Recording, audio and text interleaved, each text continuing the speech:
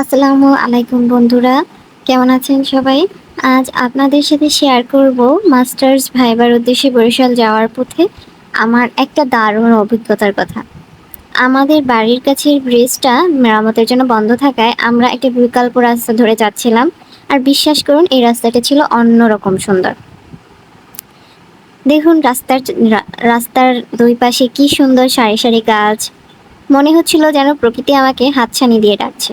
আর গাছের পরে বিশাল বিশাল ধান ক্ষেত, এখন অবশ্য ধান কাটা হয়ে গিয়েছে, মাঠ জুড়ে সবুজ ঘাস, আর তার উপর ছোট ছোট গরুর পাল চড়ছে। এই দৃশ্যটা দেখতে এত ভালো লাগছিল, মনটা একদম শান্ত হয়ে গিয়েছিল। আর সেদিন আকাশটা কি যে সুন্দর ছিল, রোদ ঝলমলে দিনে সাদা মেঘের আনাগোনা, মনে হচ্ছিল তুলোর মতো মেঘগুলো আকাশে ভেসে বেড়াচ্ছে। মনে হচ্ছিল তুলোর মতো মেঘগুলো অলসভাবে ভেসে বেড়াচ্ছে, আর তাদের ছায়া পড়ছে নিচে সবুজের গালিচায়।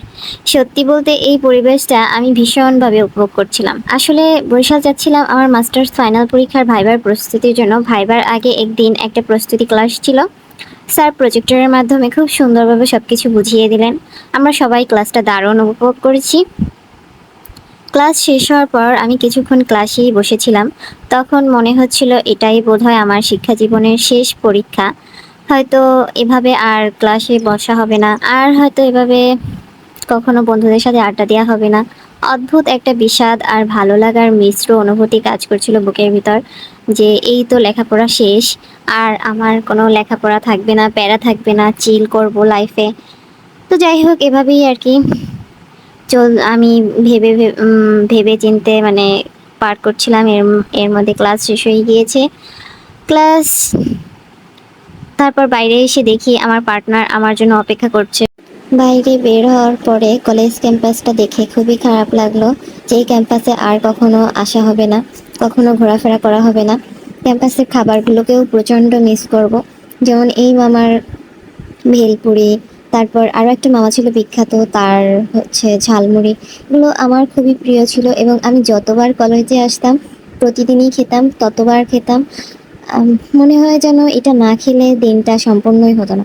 এখনো আমি এগুলো মিস করি।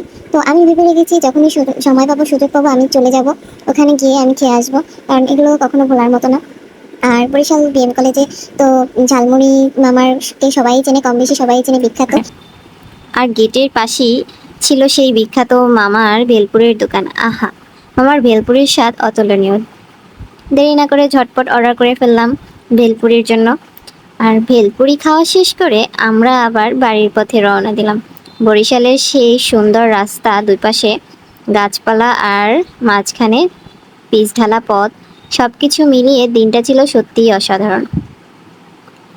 এই স্মৃতি আমার মনে চিরকাল গেঁথে থাকবে। আশা করি আপনাদেরও ভালো লেগেছে আমার এই ছোট্ট গল্পটা। দেখা হবে পরের ভিডিওতে, ততক্ষণ ভালো থাকুন। আসলে আমি আমার নিজের জীবনের পুরো একটা দিনের অভিজ্ঞতা শেয়ার করেছি আপনাদের সাথে। ভালো লাগলে সবাই সবার মতামত জানাবেন। আল্লাহ হাফেজ।